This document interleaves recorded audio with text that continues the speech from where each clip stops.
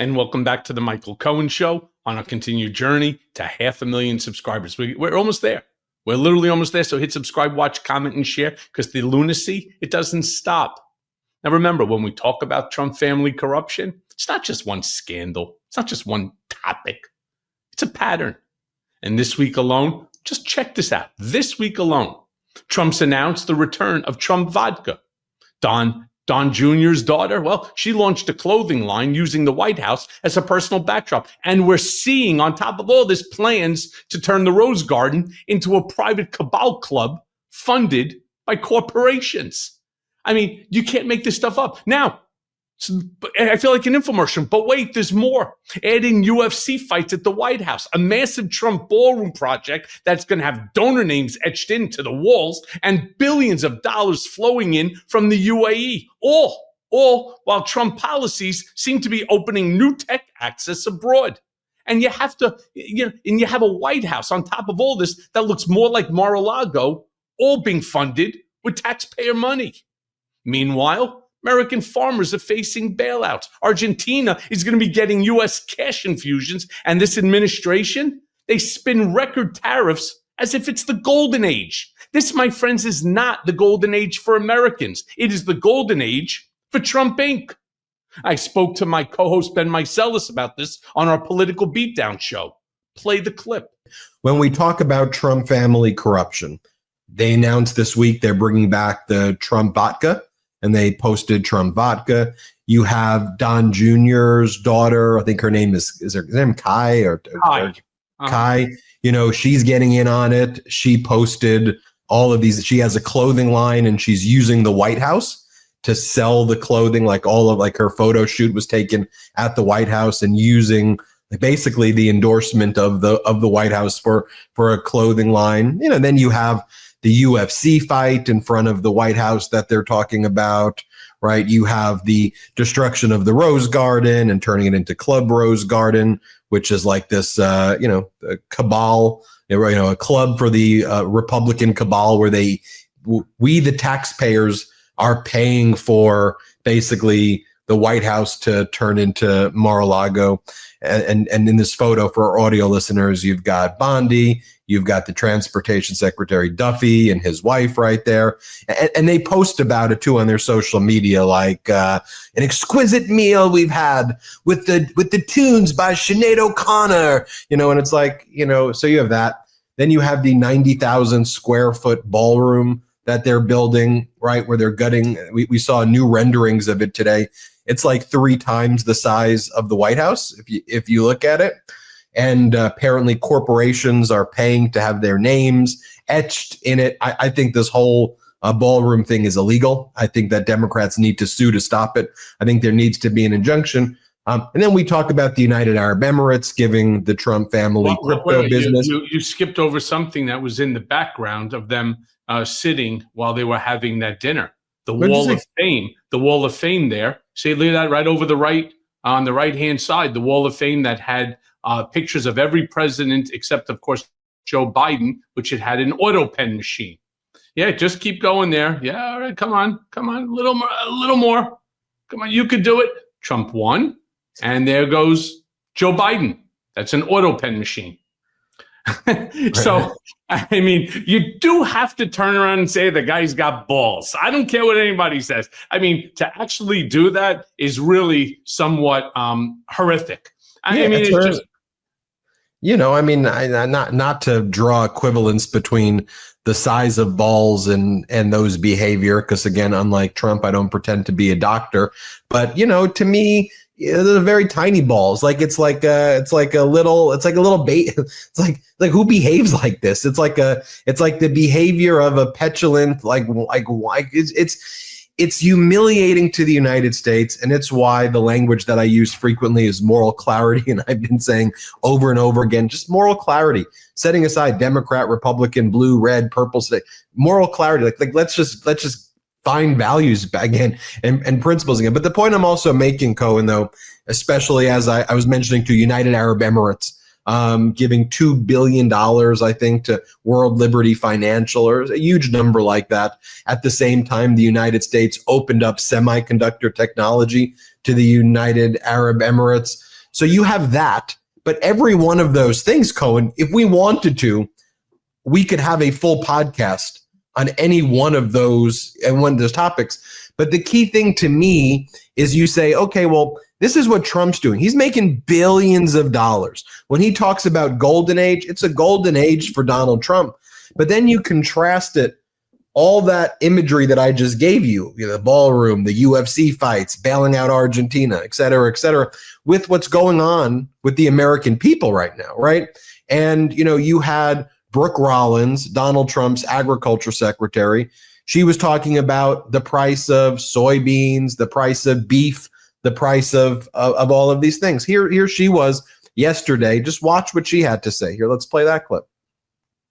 That alongside, of course, the president's effort to realign America around American products and making all of these new deals, we are at a point where we're looking at the harvest, where we're looking at our soybean, corn, wheat, sorghum, cotton farmers who are facing very, very difficult times.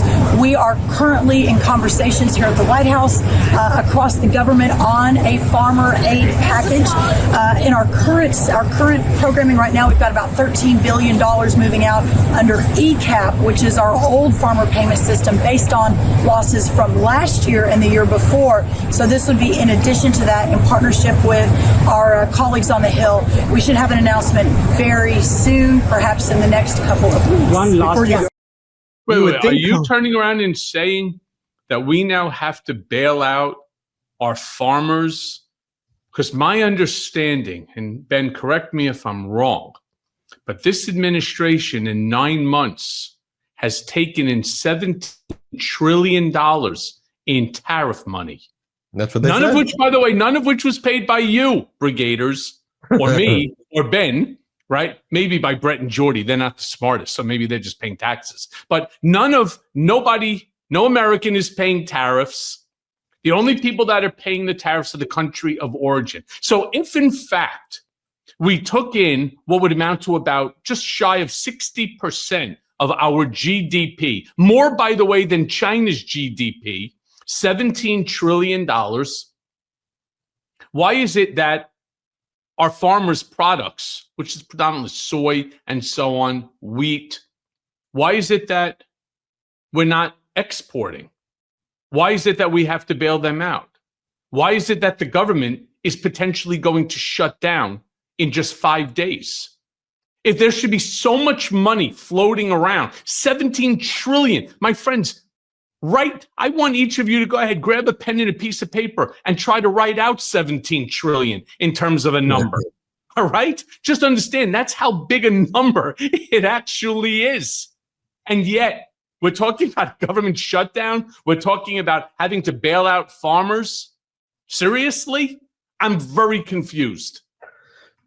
Because under Donald Trump saying all these countries are buying our farm products. Not only that are they buying our produce, but they're paying the tariffs, apparently, right? They're paying us all of this money. So how could this possibly be a situation? So we're bailing out the farmers in the United States.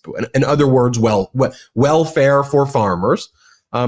We've gutted programs for farmers to also utilize and get their produce to starving people because there's USAID. Right. So if we were going to bail them out, we just incinerated their produce to starve people internationally while our farmers got screwed. Okay, that doesn't really make much sense at all. But maybe now we're bailing. Makes perfect sense to me. But now we're bailing out Argentina. Javier Milei, who Trump and MAGA said this guy is a model for what America should be doing, right? He had the chainsaw, Milei, the way Elon Musk had the chainsaw. He was at all of the CPAC conventions. Milei was MAGA's guy. He'd hug Donald Trump, right? And then Elon Musk said, everybody invest in Argentina. And they tried to sell us, 6 months ago, too, that Argentina's reducing its inflation. They're getting great. Well, Apparently, we have to bail them out right now. And here is Kevin Hassett, Donald Trump's national economic advisor, talking about we're going to bail out Argentina first, everybody. Here, play this clip. Investment has done very careful math about. And so anybody who thinks that they can cause a panic in Argentine markets has to understand that the U.S. is going to be a firm backstop to that. It's not that we're trying to put our finger on the scales of an election. We're trying to just make sure that market manipulators don't influence the election. So should we have a confidence then that the U.S. will support Argentina? Yes, the U.S. 100% will support Argentina and, of course, support the will of the voters. But again, there have been times where there are people who do things like they call them naked short attacks and so on, where market turmoil can be created ahead of an election by, people who like maybe don't even care so much about the country as much as the story. So let me get this right, Cohen.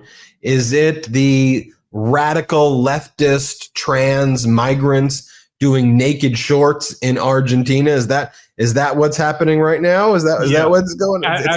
It's the trans.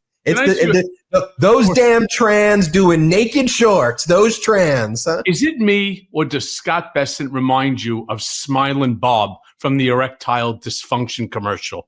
I mean, does he not remind you Kevin Hassett, this guy? Does he not remind you? Can we just take a quick picture of him and put it up? All right. And I'm going to hold up my Smiling Bob here. He's that fucking weird. I mean, what are you smiling about? The world is upside down. You got shootings going on. You got bailouts that make no sense. You got farmers losing everything. You're upset about a statue that was put up with you and Jeffrey Epstein. I don't know. You just embarrassed America before 193 countries. You're attacking trans people on everything. Everything falls to the radical left lunatics who are all trans. And so, the First Amendment violations going on all over the place. Can somebody tell me what this idiot is smiling about? Yeah.